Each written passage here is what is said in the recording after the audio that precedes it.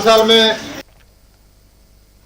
బహిరంగ మార్కెట్లో బియ్యం ధరలు పెరుగుతున్న నేపథ్యంలో రాష్ట్ర ప్రభుత్వం ప్రత్యేక కౌంటర్ల ద్వారా సరసమైన ధరలకు నాణ్యమైన బియ్యం విక్రయాలు ప్రారంభించిందని పశ్చిమ గోదావరి జిల్లా తణుకు ఎమ్మెల్యే అరిమిల్లి రాధాకృష్ణ తెలిపారు.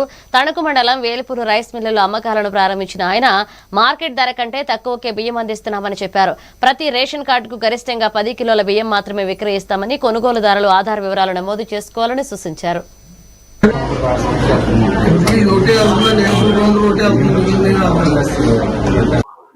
₹1,50,000 కోట్ల పైగా సంక్షేమాన్ని అమలు చేసినటువంటి విషయాన్ని తెలియజేసుకుంటూ, ముఖ్యంగా ఈరోజు మార్కెట్లో ఉన్నటువంటి నిత్యావసర వస్తువులు ధరలు పెరుగుదలలు వచ్చినప్పుడు ప్రభుత్వం ప్రమేయం చేసుకుని వాటిని అందుబాటులో ఉంచే విధంగా కూడా చర్యలు తీసుకుంటుంది.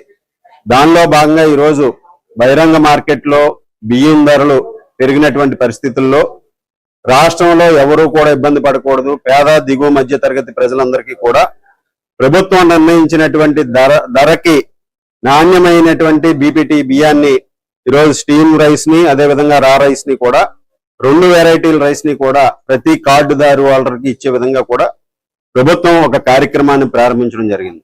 ప్రతి రేషన్ కార్డు ఉన్న వారికి కూడా 10 కేజీల బియ్యం చొప్పున మార్కెట్ ధర కంటే ₹10 తక్కువగా ఈరోజు స్టీమ్ రైస్ ఏదైతే బీపీటీ వెరైటీ ఉందో మార్కెట్ లో ₹62 ఉంటే ఇక్కడ ఈ కౌంటర్ల ద్వారా ₹52కే ఇవ్వడం జరుగుతుంది.